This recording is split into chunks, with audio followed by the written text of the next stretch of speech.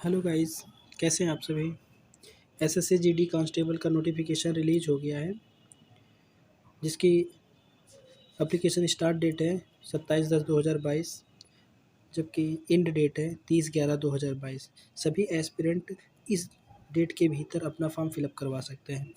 कोशिश यही रहे कि 30 के पहले ही हर एस्पिरेंट फॉर्म फिल करवा ले। लास्ट डेट पे क्या होता है, वेबसाइट पे लोड आ जाता है, जिसके कारण सर्वर स्लो चलने लगता है।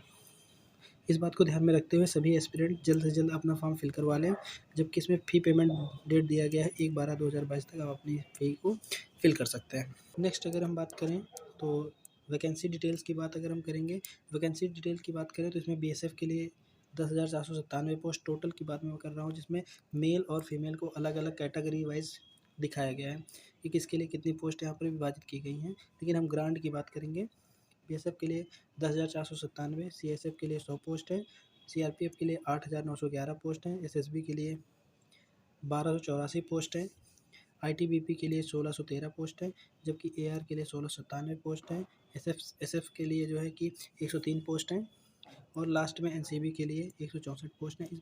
इस प्रकार टोटल जो पोस्ट है 24,369 पोस्ट दी गई हैं। तो आगे आइए हम बात करते हैं। अगर हम बात करें एज रिलैक्सेशन की, तो आप देखेंगे कि इसमें एज जो दिया गया है 18 से 23 साल, जो कि कैलकुलेट किया जाएगा 1/1/2023 से कैलकुलेट किया जाएगा, जिसमें एक प्रेफरेंस दिया गया है कि 2/1/2000 से 1/1/2005 के बीच में ही जिन अभ्यर्थियों की डेट ऑफ बर्थ है वो फिल कर सकते हैं। लेकिन यूआर कैंडिडेट के लिए जो 3 इयर्स का रिलैक्सेशन दिया गया है, उसके अकॉर्डिंग जिन एस्पिरेंट्स की डेट ऑफ बर्थ 2/1/1997 के बाद 2005 के बीच है, वो सारे के सारे इस फॉर्म को फिल कर सकते हैं। उसके बाद अगर हम बात करें, यहाँ पर दिया गया कैटेगरी वाइज दिया गया है कि किसको कितना एज रिलैक्सेशन दिया गया है। तो पहले ही जैसे पहले होता था, पूर्व में दिया जाता था, वैसे ही किया गया है। 5 साल के लिए SC ST OBC के लिए 3 साल, EX के लिए 3 साल दिया जाता था, और फ़ोन नंबर की कंडीशन बहुत कम लोगों के साथ होती है, तो इसको ज़्यादा जानने की ज़रूरत नहीं है। आगे आइए देखते हैं आगे। अगर हम बात करें कि फॉर्म को फिल कैसे करेंगे, फॉर्म फिल करने की बात आई तो सबसे पहले इसका फिलिंग प्रोसीजर क्या होता है वो समझते हैं। जो ज़्यादातर बच्चों के जो फॉर्म्स होते हैं वो रिजेक्ट कर दिए जाते हैं छोटी छोटी गलतियों के कारण। तो सबसे पहले हम देखेंगे कि जो गलतियाँ होती हैं, बेसिक गलती फ़ोटो अपलोड करने में और सिग्नेचर अपलोड करने में होती है। ज़्यादातर स्टूडेंट का ये करते हैं कि अपनी पुरानी फ़ोटो अपलोड करवाते हैं, जबकि आपको ऐसा नहीं करना है। जिसमें सीधे साफ निर्देश दिया गया है कि जो भी आपका पासपोर्ट साइज़ फ़ोटो हो, जेपीईजी फॉर्मेट में होना चाहिए, और उसका जो रेज़ोल्यूशन है, यानी कि फॉर्मेट है साइज़, वो 20 केबी से 50 केबी के बीच होना चाहिए, और वो फ़ोटो 3 महीने से ज़्यादा पुरानी नहीं होनी चाहिए। अगर आपके पास ज़्यादा पुरानी है तो आप नहीं खिंचवा सकते हैं। और जिसमें फ़ोटो का डायमेंशन दिया गया है वो डायमेंशन 3.5 से 4.5 सेंटीमीटर दिया गया है, फ़ोटो डायमेंशन है। जिसमें कि सीधे-सीधे बताया गया है कि कैप यानी टोपी नहीं होनी चाहिए, चश्मा नहीं होना चाहिए, फ्रंटल व्यू ऑफ द यानी सामने अगर आपका फेस है, फेस का लगभग 80% जो हिस्सा है वो बिल्कुल फ़ोटो में साफ़ और स्पष्ट दिखाई देना चाहिए। ऐसा बिल्कुल ना हो कि फेस आपका ढका हुआ दिखाई दे रहा हो, तो ऐसी स्थिति बिल्कुल। इसके बाद अगर हम एप्लीकेशन फ़ी की बात करें, तो यहाँ पर एप्लीकेशन जो फ़ी दी गई है 100 रुपये एप्लीकेशन फ़ी है, जबकि इसमें SC ST sorry ST SC और ऑल कैटेगरी फीमेल कैंडिडेट की एग्जम्प्टेड है। फीमेल कैंडिडेट के लिए जो फीस है वो एग्जम्प्टेड है, उनके लिए छूट दी गई है, इस बात का ध्यान दें। और जनरल ओबीसी कैटेगरी जितने एस्पिरेंट मेल एस्पिरेंट है उनके लिए 100 रुपये फॉर्म फीस यहाँ पर दी गई है।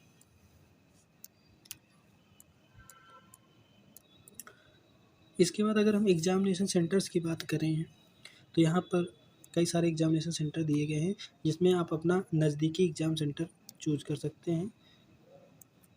जो आपके नज़दीकी एग्ज़ाम सेंटर हों आप उनको यहाँ पर चूज़ कर लीजिए, दिखाए गए हैं आपको वहाँ पर शो हो जाएगा कौन कौन से एग्ज़ाम सेंटर हैं, आप वहाँ से डायरेक्टली चूज़ कर सकते हैं। नेक्स्ट वीडियो में हम बताएंगे इस फॉर्म को फिल कैसे किया जाए। जो अगला इम्पॉर्टेंट है, जो स्कीम ऑफ एग्ज़ामिनेशन, सबसे इम्पॉर्टेंट रोल लगता है एग्ज़ाम में कि क्या क्या आने वाला है, क्या क्या पूछा जाएगा हमसे, तो ध्यान देने वाली बात है। इसमें दिया गया है the computer based examination will consist one on objective paper containing 80 question, यानी इस बार पैटर्न चेंज किया गया है। आपके 80 क्वेश्चंस रहेंगे, 80 क्वेश्चंस रहेंगे और each and every question carrying 2 marks, यानी कि 80 क्वेश्चन, एक क्वेश्चन जो रहेगा 2 मार्क्स रहेगा। इस हिसाब से टोटल मार्क्स होंगे वो होंगे 160। टोटल मार्क्स कितने हो जाएंगे, 160 मार्क्स हो जाएंगे। इसमें क्या क्या पूछा जाने वाला है आप देखिए ज़रा। General intelligence and reasoning 20 question रहेंगे 40 मार्क्स से। General knowledge and general awareness 20 question रहेंगे 40 मार्क्स से।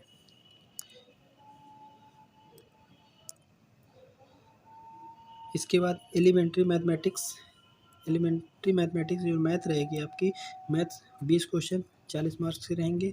और हिंदी या इंग्लिश एक, आप अगर एक लैंग्वेज लेते हैं तो लैंग्वेज में आपका 20 क्वेश्चन रहेंगे 40 मार्क्स से। इसके बाद यहाँ दिया गया है कि all question will be objective multiple choice type. The computer based examination will be conduct in English and Hindi, यानी 2 लैंग्वेज इंग्लिश और हिंदी। क्वेश्चन आपको दोनों मोड में मिल जाएगा यहाँ पे, तो घबराने की कोई ज़रूरत नहीं। जो स्टूडेंट सीबीएसई बोर्ड हैं या फिर आईसीएसई बोर्ड के स्टूडेंट हैं उनके लिए कोई घबराने की ज़रूरत।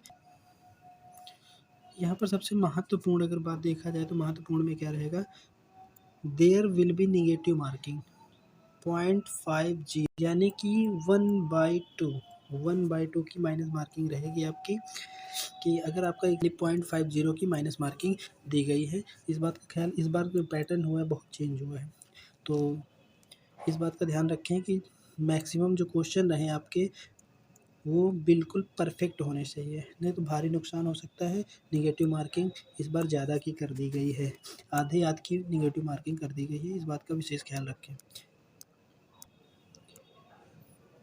अगर हम बात करें फिजिकल इफ़िशिएंसी टेस्ट पीईटी की बात करें तो पीईटी में क्या क्या आने वाला है, 5 kilometre in 24 minute 5 kilometre in 24 minutes, जबकि फीमेल कैंडिडेट के लिए 1.6 किलोमीटर 8.5 मिनट्स में। For candidate other than those being to Ladakh region, जबकि नेक्स्ट में यहाँ पर दिया गया है जो लद्दाख रीजन की, जो लद्दाख को छोड़ करके हैं उनके लिए ये है। जबकि जो कैंडिडेट्स ऐसे हैं जो लद्दाख रीजन से बिलोंग करते हैं उनके लिए मेल के लिए 1.6 किलोमीटर 6 यानी 6.5 मिनट में, जबकि जो फीमेल कैंडिडेट के लिए 800 मीटर इन 4 मिनट में दिया गया है। तो ये आपका पीईटी डिटेल्स हैं, आप इसे केयरफुली रीड कर सकते हैं। जैसे आपका एग्ज़ाम क्रैक होता है वैसे इसकी तैयारी करनी पड़ेगी, तो यहाँ पर ध्यान से देख लीजिए इसके रिगार्डिंग। अब इसके बाद अगर हम बात करें पीएसटी के फिजिकल स्टैंडर्ड टेस्ट, तो हाइट की बात करें तो मेल कैंडिडेट की जो हाइट होगी 170 होगी मेल कैंडिडेट के लिए, जबकि फीमेल कैंडिडेट के लिए 157 होगी। नीचे का दिया गया है all candidate belonging to schedule tribes, जो शेड्यूल एसटी के आते हैं उनके मेल कैंडिडेट की 162, जबकि फीमेल कैंडिडेट के लिए 150 निर्धारित की गई है।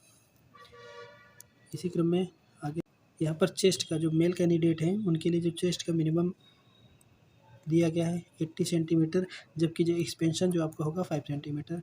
जो आपका मिनिमम होना चाहिए वो 80 होना चाहिए, और फुलाने पर जो है आपका 5 सेंटीमीटर सीने का एक्सपेंशन होना चाहिए। अब ये मायने नहीं रखता है कि मिनिमम इन्होंने दिया है कि 80 होना चाहिए, लेकिन अगर आपका 85 है तो आपको एक्सपेंशन 5 का करना पड़ेगा, यानी आपको 90 दिखाना पड़ेगा। इस बात का विशेष ख्याल रखें।